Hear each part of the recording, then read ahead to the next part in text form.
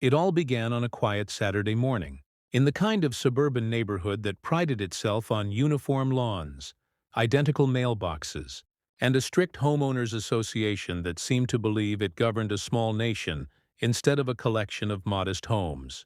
The air smelled faintly of cut grass and fresh paint, the kind of artificial perfection that only an HOA could enforce. Mark had lived in Willow Creek Estates for 5 years. He bought his home for the peace and stability, the sense of community. But over the years, he had learned that community was just another word for control. The HOA board, led by a woman named Deborah Langley, the self-proclaimed guardian of the neighborhood's standards, took it upon themselves to micromanage every blade of grass and every paint shade. It started with small notices, a warning about leaving his trash bin out too long after pickup, then another, claiming his grass was an uneven shade of green. But the final straw came when Mark caught Deborah and another board member standing on his property, clipboard in hand, measuring the width of his driveway cracks for potential maintenance violations. That was when something inside him snapped. He decided enough was enough. That following weekend, Mark installed a small but firm-looking private property, no trespassing sign right by the edge of his front yard. It wasn't anything aggressive, just a clean, professional-looking sign that clearly marked his boundary. To him, it was a simple statement. His home, his rules. For a few days, everything was quiet. No notices, no interruptions. The sign stood there like a silent sentinel, a message to anyone who thought they could wander onto his land uninvited. But peace, in neighborhoods like Willow Creek, never lasted long. By Wednesday, Deborah had taken notice. The HOA's self-appointed enforcer walked the neighborhood every morning, her clipboard never far from reach. When she saw the sign, her eyes narrowed. In her mind, no homeowner had the authority to claim private property, not when the HOA existed to maintain the collective image. Later that afternoon, Mark found a yellow notice taped to his door. It was written in the usual condescending tone, citing unauthorized signage that violated the community's aesthetic harmony. The HOA demanded that the sign be removed within 48 hours or face fines of $100 per day. Mark read it twice, then laughed out loud. Unauthorized signage? It was his land. The HOA didn't own it. His property line was well documented and marked in the county records. He even double-checked, just to be sure. Everything was legal and properly placed, so he ignored the warning. The following week, the situation escalated. Deborah showed up at his doorstep with 2 board members in tow, though Mark wasn't home at the time. His security cameras captured everything. Deborah walking up, gesturing at the sign, shaking her head as if she were looking at graffiti instead of a legal notice. Then, without hesitation, she stepped onto his lawn, grabbed the wooden post, and yanked at it. The post didn't budge. The camera caught her frustration as she turned to her companions, muttering something, and scribbled furiously on her clipboard. When Mark reviewed the footage that evening, his anger simmered. He decided he wasn't going to be bullied by a committee of busybodies with delusions of authority. So he printed the video stills and mailed them directly to the HOA's official P.O. box with a short note attached. "Do not trespass on my property again." The sign stays. By the next morning, the entire neighborhood seemed to know. Neighbors whispered when he walked his dog. A few offered subtle nods of approval. Others looked away, afraid to get involved. Deborah, of course, was livid. 2 days later, a black and white patrol car rolled into the cul-de-sac. Mark was working in his garage when he heard the crunch of tires on gravel. When he stepped outside, the sight stunned him. Deborah stood beside the police officer, pointing directly at him, gesturing toward the sign. At first, he thought it was some kind of misunderstanding. Surely no officer would take this seriously. But as the officer approached, his tone was anything but casual. He asked Mark for identification. Said there had been a report of trespassing. Mark blinked, confused. Trespassing?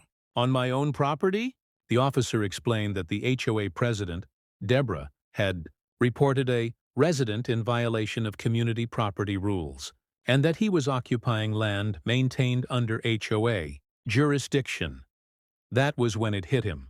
She was actually trying to claim that his front yard, the very piece of land he had bought, paid taxes on, and maintained for years, was not his property. Standing there, beneath the hot afternoon sun, Mark realized this wasn't about a sign. It was about power, about Deborah's desperate need to control everything and everyone in Willow Creek Estates. He calmly showed the officer his property deed, the county parcel map, and even the footage of Deborah trespassing onto his land days earlier. The officer's demeanor shifted almost immediately. He apologized and left, clearly irritated that his time had been wasted. Deborah, however, didn't look the least bit ashamed. She glared at Mark as if he were the problem, as if his refusal to comply had broken some unspoken code. When the police car left, she marched down the sidewalk muttering to herself, her clipboard clutched like a weapon. Mark thought that might be the end of it. But as the days passed, things got worse, much worse. By the next HOA meeting, a new agenda item appeared under Community Concerns. Unapproved property modifications. Lot -27. Mark's address. He didn't even attend the meeting, but word spread fast. The board was claiming his sign violated community easement rights. They said his property extended into common landscaping zones and that he had encroached upon association property. Mark knew that was false. But he also knew the HOA was gearing up for something bigger, something that went beyond fines or warnings. And sure enough, the next morning, he found a certified letter in his mailbox. The HOA had officially declared him in violation of the community charter. They demanded the immediate removal of the sign and threatened legal action if he refused. As Mark read the letter under the cold morning light, he felt a familiar mix of anger and disbelief. They were really doing it, trying to rewrite the rules just to win. He looked out the window toward that simple sign, private property, no trespassing. It stood exactly where it had before, firm, unyielding, a line in the sand. But the war had only just begun. The morning after the certified letter arrived, the air in Willow Creek Estates felt heavier. The neat lines of manicured lawns and pastel-colored homes seemed to hide a quiet tension, as if every hedge and mailbox whispered about the unfolding feud. Neighbors avoided eye contact when Mark stepped outside, pretending to check their mail or sweep invisible dust from their driveways. Everyone knew what was happening, but no one wanted to be seen taking sides. Mark tucked the HOA's letter back into its envelope and set it on his kitchen counter. He had read it a dozen times already.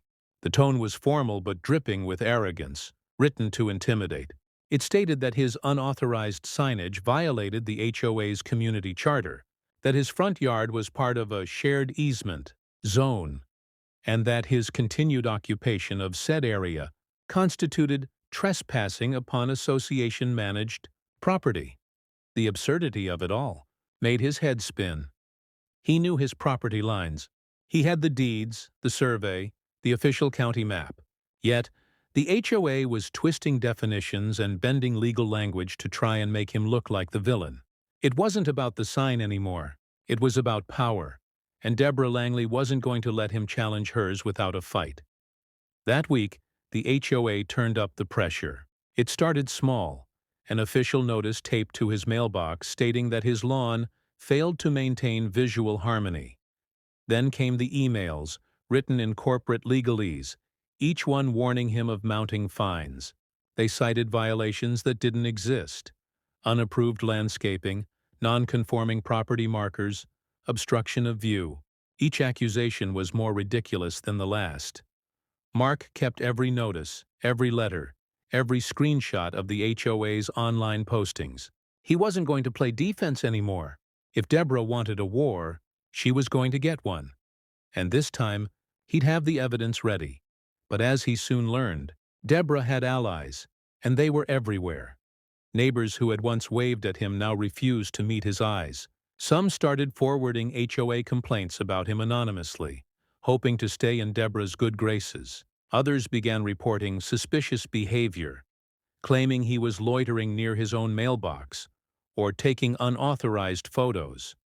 It was absurd, but it showed how far the HOA's influence reached. Deborah wasn't just enforcing rules, she was turning the neighborhood against him. A week later, the HOA called for a special meeting, a closed-door session to discuss repeated acts of non-compliance from certain residents. Everyone knew it was about him. Mark wasn't invited, of course. But by the next morning, word had spread. The HOA board had voted unanimously to impose a $2,500 fine and threatened to place a lien on his property if the encroaching sign wasn't removed. That was the breaking point. Mark wasn't going to be bullied into submission. He spent that night gathering every document he had: property deeds, HOA agreements, emails, photographs, and even the video of Deborah trespassing to inspect the sign. He planned to contact a lawyer first thing in the morning, but the HOA didn't wait. At dawn, Mark awoke to the sound of shovels scraping dirt and metal clinking against the curb. When he stepped outside, he saw two HOA maintenance workers standing near his front yard, guided by Deborah herself. They were digging around the base of his private property sign. She was trying to remove it. Mark stood silently from his porch, recording everything on his phone. He didn't say a word, but his presence was enough to make one of the workers hesitate. Deborah, however, barked an order, gesturing toward the sign. They reluctantly continued. When they couldn't pull it free, Deborah turned to the workers, motioned for them to stop, and scribbled notes on her clipboard, no doubt planning her next move. That afternoon, a second police car rolled into the neighborhood. Two officers stepped out and walked up to his door. Once again, Deborah stood nearby, arms crossed, smirking as if she had already won. Mark watched from his window as the officers examined the property line, measuring and comparing notes from Deborah's printouts. She was trying to convince them that his front yard belonged to the HOA's easement zone. But when the officers asked for the county plat map, Deborah didn't have it. She had nothing but her own printed diagrams she had drawn herself. The officers eventually left, clearly unimpressed. Deborah stayed behind, fuming in silence as she glared at the sign that refused to come down.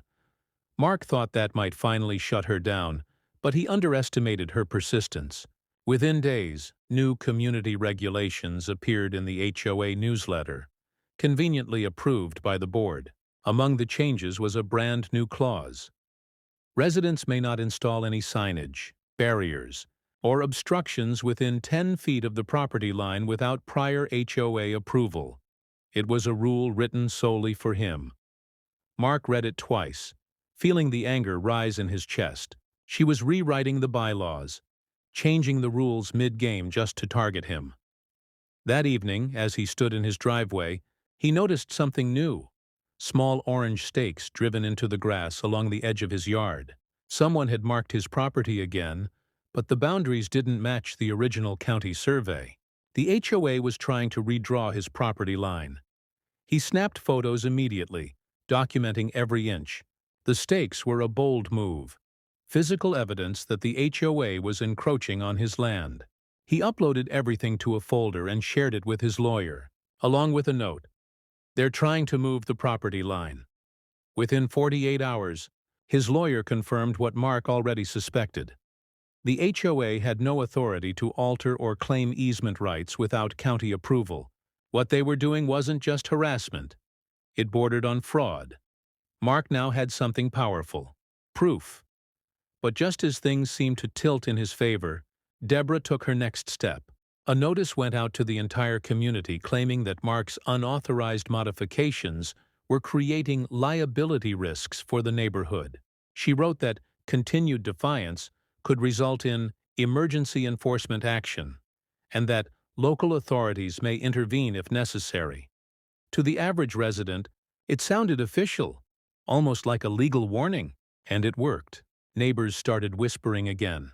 Some even crossed the street when they saw him coming.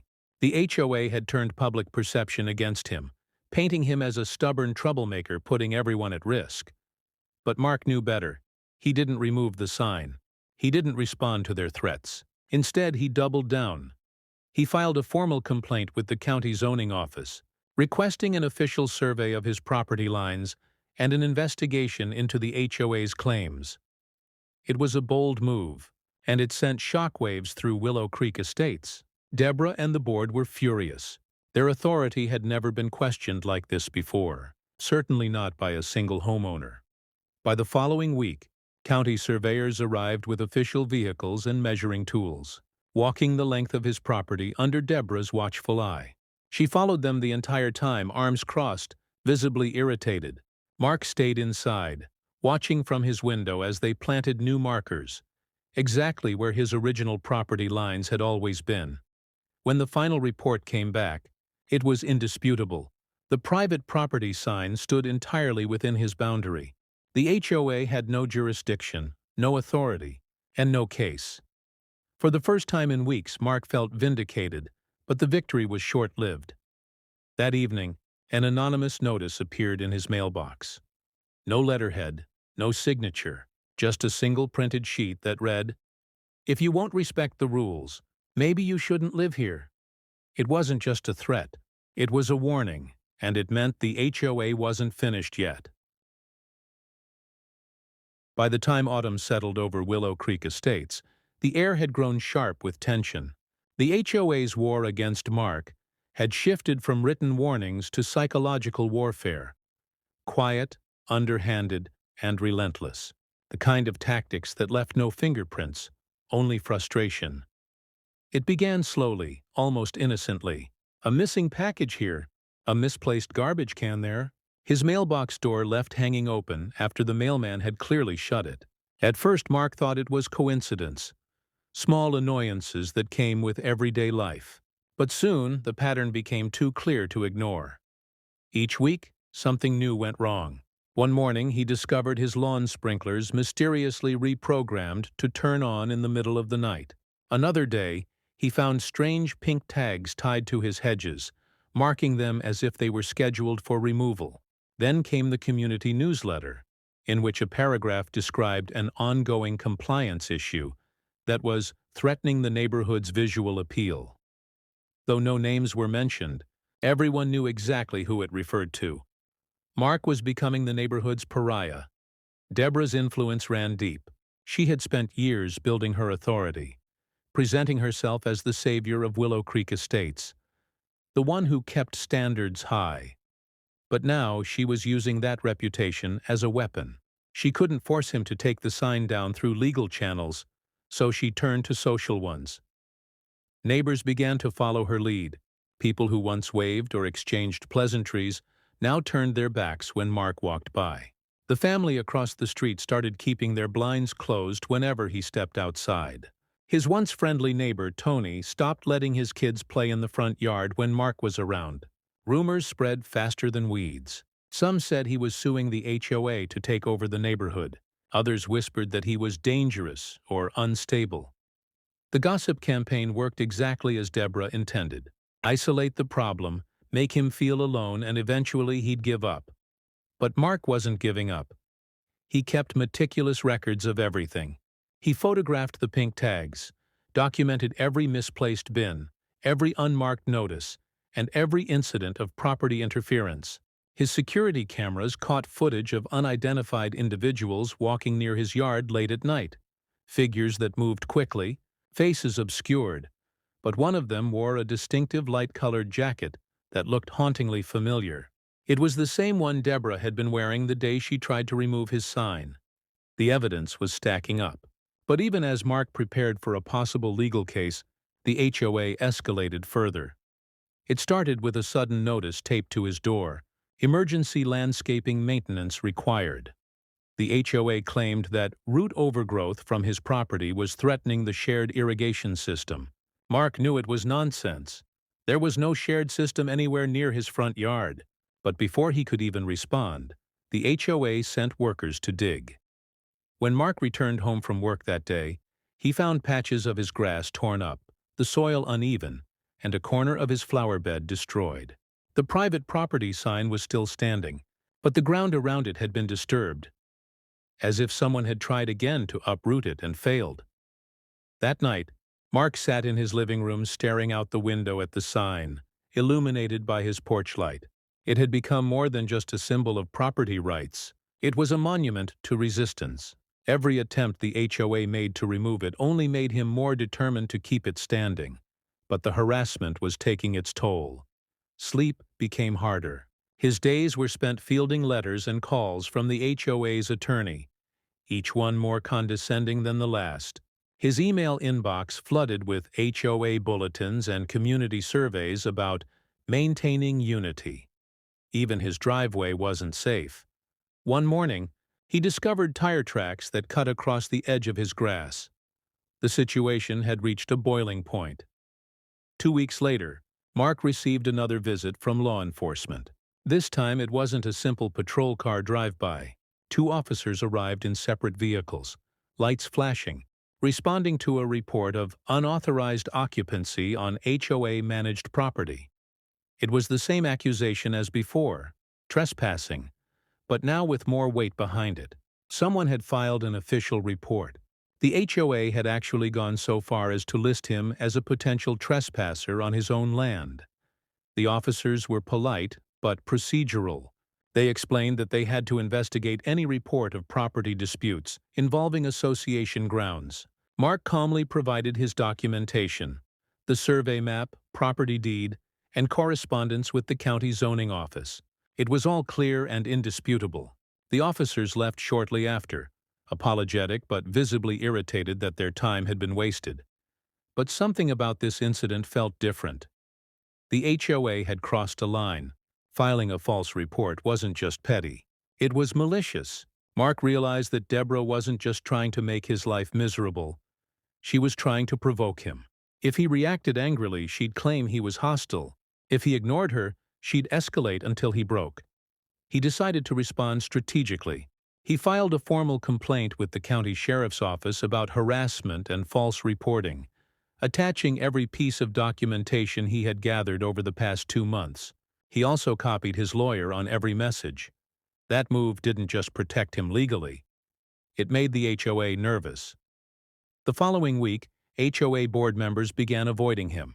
Deborah stopped walking her usual patrol route past his house. The constant stream of notices and warnings suddenly slowed.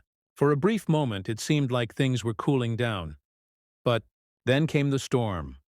A notice was circulated to every resident, announcing an emergency HOA meeting regarding a security issue and potential boundary violations threatening community safety. The language was alarmist and vague, designed to stir up panic. Mark wasn't invited, but he didn't need to be. His neighbor, Tony, the same one who had been avoiding him for weeks, slipped a copy of the meeting agenda under his door that night. The top item read, "Vote to authorize legal enforcement against non-compliant resident, Lot, No. 27. Mark's address." That was when he understood the full scope of Deborah's plan. She wasn't going to stop until she drove him out. The harassment, the fines, the false police reports. It was all part of a coordinated strategy to make his life unbearable, to force him into either removing the sign or selling his home. But if Deborah thought he would fold, she was wrong. Mark began preparing his counterattack. He reached out to a local investigative reporter who specialized in HOA corruption stories. He gathered all the files, all the photos, all the footage, and sent them over. He also made sure to forward copies of everything to the county zoning department and the state's Consumer Protection Office. By the time the HOA held their so-called emergency meeting, the groundwork for his defense and eventual exposure of the board's corruption was already in motion. That night, while the board met behind closed doors, Mark sat in his kitchen listening to the faint murmur of voices coming from the clubhouse down the street. He didn't need to hear the words. He already knew they were voting against him, drafting threats, planning their next move. Outside, the wind picked up, rustling the leaves and making the private property sign creak softly in its post. It had weathered everything so far: storms, sabotage, and threats. But like him, it remained standing. And as he stared at it through the window, a quiet certainty settled in his mind. The battle was far from over. But soon, the world would see exactly what kind of people ran Willow Creek Estates. By the time the leaves had fully turned and fallen, Willow Creek Estates had become a neighborhood divided.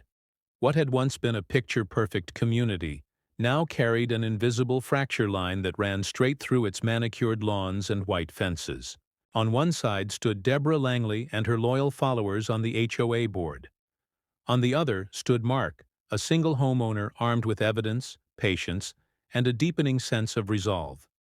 The private property sign still stood proudly in his front yard, weathered but defiant, just like its owner. To outsiders, it was a simple wooden post with a metal plaque. But to the residents of Willow Creek, it had become a symbol, a challenge to authority, a crack in the facade of control that Deborah had carefully maintained for years. After weeks of enduring harassment and retaliation, Mark's patience had turned to purpose.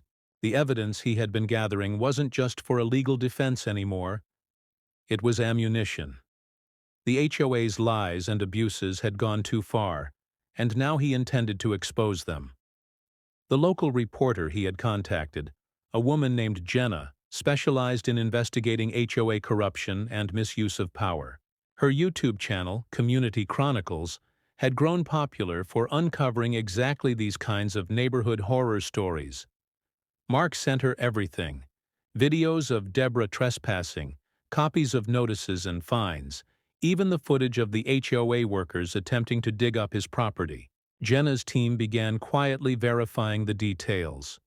They reached out to the county zoning office, cross-referenced property maps, and even filed public records requests for the HOA's official meeting minutes and financial statements. What they found was worse than Mark had expected. For years, Deborah and her board had been bending the association's rules, fining residents inconsistently, approving expenses without votes, and threatening legal action to silence anyone who questioned them. There were even instances where Deborah had used HOA funds to hire private contractors without community approval. The story was shaping up to be explosive. Meanwhile, inside the neighborhood, the HOA continued its efforts to push Mark out. Deborah began sending flyers warning residents about ongoing security concerns and disruptive homeowners endangering property values. She even circulated a petition for a special assessment to cover legal fees related to defending the community. Most neighbors didn't realize those fees were meant to fund her personal vendetta against Mark. But the tide was beginning to turn. The whispers had started to shift. A few neighbors who had once kept their distance were starting to question why Deborah's war against one homeowner had dragged on for months. Why were HOA dues suddenly increasing? Why were meeting minutes harder to access? And why did Deborah seem so desperate to silence one man over a single sign? It didn't take long before curiosity turned into suspicion. Then, one evening, Jenna's video dropped. The thumbnail was simple but striking. A photo of the private property sign with the title, "HOA tries to claim man's yard, calls police on homeowner for trespassing." The video opened with drone footage of Willow Creek Estates, rows of near-identical homes under a setting sun, followed by the calm, serious narration Jenna was known for. She laid out the story from the beginning. Mark's sign, the HOA's escalating harassment, the false trespassing report, and the eventual county survey that proved the HOA wrong. She even included clips from the police visits, the pink tags on his hedges, and side-by-side comparisons of the official property maps. But the real blow came in the second half of the video. Jenna presented evidence that the HOA had misused association funds to pursue legal action that had no legal basis. She showed emails between Deborah and board members discussing strategy to make Mark's life miserable until he complied. One line taken directly from Deborah's email made viewers gasp. "We need to make an example out of him. If he wins, others will think they can challenge us." The video spread like wildfire. Within 24 hours, it had over 100,000 views. The comment section was filled with outrage. People shared their own HOA horror stories, calling out the arrogance of petty local power. Others began tagging the county and state housing authorities, demanding investigations. By morning, the story had made local news. Reporters began driving through Willow Creek Estates, snapping photos of the sign that had become the center of the storm. Deborah tried to control the narrative, issuing a statement claiming the video was misleading and taken out of context. But the damage was done. Neighbors began distancing themselves from her. Some demanded a special HOA meeting to review the board's conduct. Others began speaking to Jenna directly, providing their own stories of harassment. Fines for leaving holiday lights up too, long threats for painting their doors slightly off color, and sudden rule changes that seemed to apply to some but not others. Mark watched it all unfold with quiet satisfaction. For the first time in months, the power dynamic had shifted. The same neighbors who once avoided him now offered nods of solidarity when he walked by. A few even thanked him for standing up to the board. But even as his victory grew more public, Mark knew better than to think Deborah would simply back down. She was a woman who thrived on control, and when control slipped away, she lashed out. Sure enough, the retaliation came swiftly. A week after the video went viral, Mark received a notice from the HOA claiming that his home was under review for structural compliance issues. They alleged that his driveway width, installed years before he'd moved in, did not meet the association's updated standards. It was laughable. Yet another fabricated violation, designed to punish him. Then, strange things began happening again. One morning, Mark found deep scratches on his car door. Another day, his outdoor light fixtures had been unscrewed and left dangling by their wires. Someone was trying to intimidate him, to remind him that even if the world was on his side, the HOA still had its claws in the neighborhood. But this time, Mark didn't react in anger. He documented everything. His security system was upgraded, and every incident was immediately reported to the police and shared with Jenna's team. The new footage, combined with witness statements, painted a clear picture. A campaign of harassment escalating toward criminal activity. When the second exposé dropped, it was devastating. Jenna titled it simply, HOA President Under Investigation for Harassment. This time, it wasn't just a YouTube video. Local TV stations picked it up, and soon, county officials launched a formal inquiry into the HOA's practices. Residents were called to submit statements. Fines were suspended. And Deborah, for the first time in her reign, was silent. Mark watched as the walls around her power began to crumble. The very rules she had weaponized were now being scrutinized by the authorities she once used as threats. Still, Mark remained cautious. He knew the war wasn't fully won.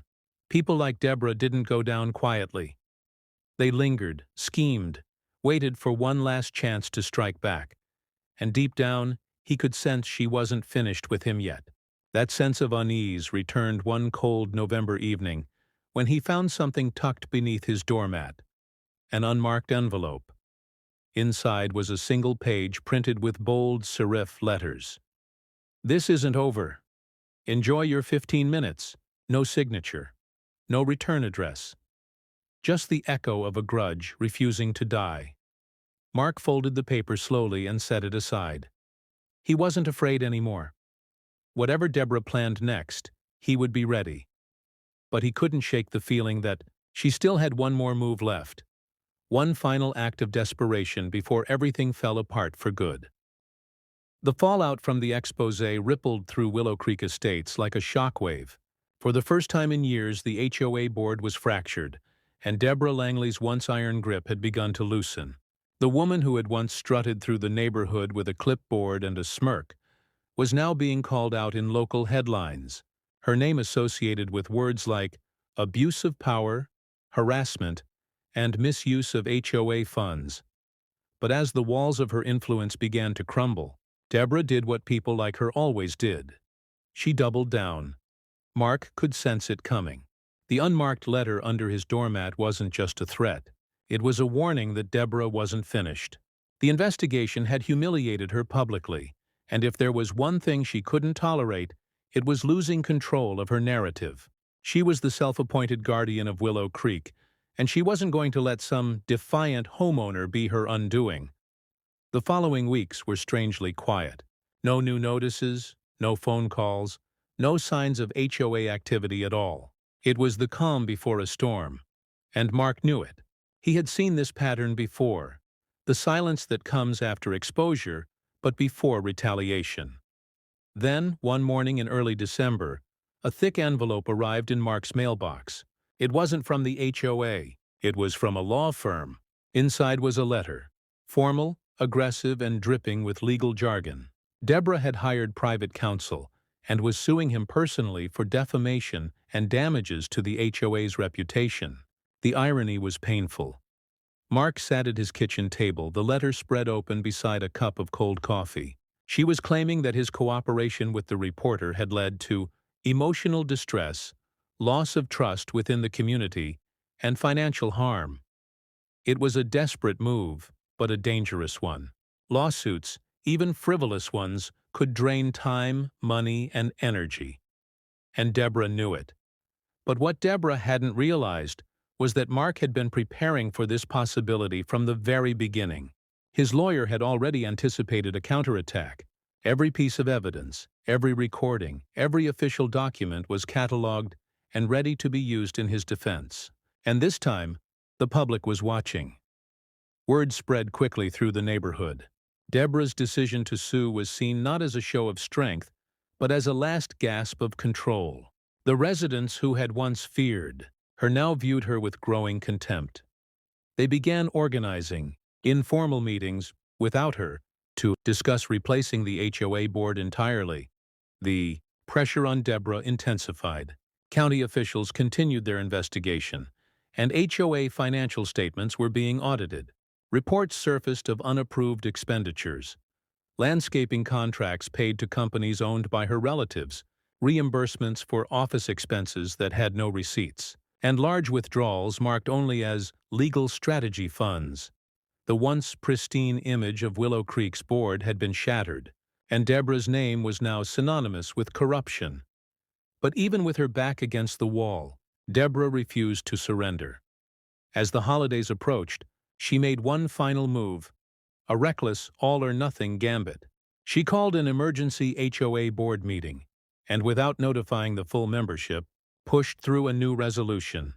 Effective immediately, any homeowner in violation of community rules could be fined daily until compliance was achieved, and those with pending legal matters could have their voting privileges suspended. It was a blatant attempt to silence Mark and prevent the growing movement against her from gaining majority support. However, the move backfired spectacularly. When residents found out about the secret meeting, outrage exploded. A group of them, led by a few of Mark's neighbors who had once kept their distance, formally petitioned for Deborah's removal under the HOA's own bylaws. They gathered signatures door to door, spreading copies of the county's audit reports and Jenna's investigation as evidence of her misconduct. It was slow at first, but momentum built quickly. Homeowners who had once been too afraid to speak up began coming forward with their own stories. Fines that made no sense, warnings for violations that never existed, threats of legal action over trivial things. One by one, they signed the petition. Within 2 weeks, the required number of signatures was met. A special election was scheduled for early January. Deborah, realizing her power was slipping beyond recovery, turned her attention once again to Mark. If she couldn't win the neighborhood, she'd at least try to destroy the man who had exposed her. Late one night, his motion-activated security cameras caught movement at the edge of his yard. 2 figures approached the private property sign. They carried flashlights and tools. The footage showed them digging at the base of the signpost, trying to pry it loose. But within moments, the floodlights activated, bathing the yard in white light. The intruders froze and fled. Mark immediately contacted the police, providing the footage. When the officers arrived, they confirmed that the incident qualified as vandalism and trespassing. They took the report seriously this time, especially after seeing that one of the figures appeared to match Deborah's height and build. It was the final nail in her coffin. When the local news picked up the story, HOA president caught tampering on homeowner's property, it was over. Residents demanded her immediate resignation. County investigators launched a second inquiry, this time into potential criminal conduct. Deborah tried to deny everything, claiming it was staged, but the evidence was too strong, the footage too clear. Within a week, Deborah Langley officially stepped down as HOA president. Her resignation letter was short and defensive, blaming online misinformation and community division for her decision. But the truth was obvious. She had been forced out. Mark watched from his porch that morning as a few board members walked past her house, removing the HOA's emblem from her mailbox and collecting files from her porch. It was surreal to witness the downfall of a woman who had once ruled the neighborhood like a tyrant. The following month, the HOA underwent a complete restructuring. A new board was elected, one that promised transparency, accountability, and a fresh start.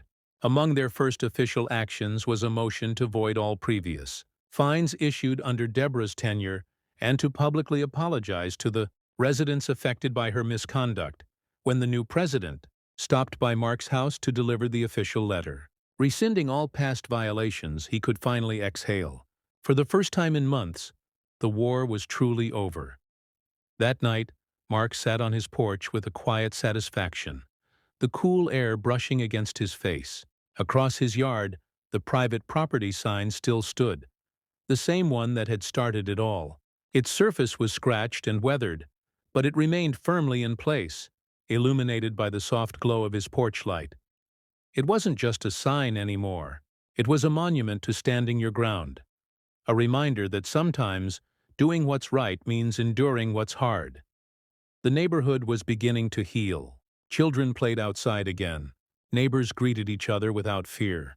And though the memory of Deborah's reign lingered, it now served as a lesson. A story whispered in warning about the dangers of unchecked power. Still, even in victory, Mark couldn't help but feel the weight of everything that had happened. The peace he'd fought for had come at a cost. Months of stress, isolation, and fear. But in the end, it was worth it. As he closed his front door for the night, the world outside felt quiet again. For the first time in a long time, Willow Creek Estates truly belonged to its residents, not its rulers. But just as calm returned, Mark received one final surprise. A small, unmarked envelope in his mailbox. Inside was a photograph of the private property sign, taken from across the street. On the back, written in faint ink, were two words: "Still watching." The new year arrived quietly over Willow Creek Estates. The crisp January air carried a sense of renewal. The lawns that had once been battlegrounds were now just lawns again. The streets no longer watched by unseen eyes. The neighborhood was learning how to breathe without the weight of constant surveillance, without the rigid, punitive order that had defined it for so long. For Mark, life was slowly returning to normal. The lawsuit Deborah filed was officially dismissed by the court as frivolous and retaliatory. The judge's written decision even noted that her actions were a clear abuse of HOA, authority and process. It was vindication in the purest form. His lawyer congratulated him. Reporters reached out for follow-up interviews, and his neighbors, once distant and wary, began waving when he passed by. But despite the apparent peace, something about the envelope he received, the one with the photograph of his private property sign, wouldn't leave his mind. He kept it locked in a drawer beside his desk, hoping it was nothing more than the desperate act of someone clinging to power that no longer existed. Yet every time he passed his front window, his eyes would instinctively drift toward the street, scanning for movement. Days turned into weeks, and for a while there was nothing unusual. The HOA transitioned into its new leadership phase. The new president, a pragmatic middle-aged man named George, was dedicated to undoing Deborah's chaos. He implemented open meetings, transparent budgets, and a digital portal for homeowners to review every HOA decision in real time. The sense of community, once weaponized, was slowly being rebuilt from the ground up. Mark even received a formal letter of appreciation from the county's oversight committee for his cooperation during the investigation. The letter called him instrumental in exposing systemic misconduct within a residential association. He didn't seek recognition, but holding that letter felt like closing a circle. A quiet acknowledgement that doing the right thing hadn't been in vain. However, tranquility can sometimes feel unfamiliar after months of tension. Mark found himself uneasy with the quiet. He installed new security cameras and upgraded his outdoor lighting, not out of paranoia but precaution. The image of the photo, those two words, "still watching," stayed in the back of his mind. Then, one evening, a neighbor named Janet came by to return a rake she had borrowed before all the drama began. They spoke casually for a few minutes, mostly about the weather and the new community projects. But before leaving, she mentioned something that made Mark's stomach tighten. She'd seen Deborah's car parked near the community entrance earlier that week. No one had seen her in months. She was supposed to have moved away after her resignation, selling her house to a family from out of state. But apparently her car had been spotted idling near the mailboxes, just beyond the gates, headlights off.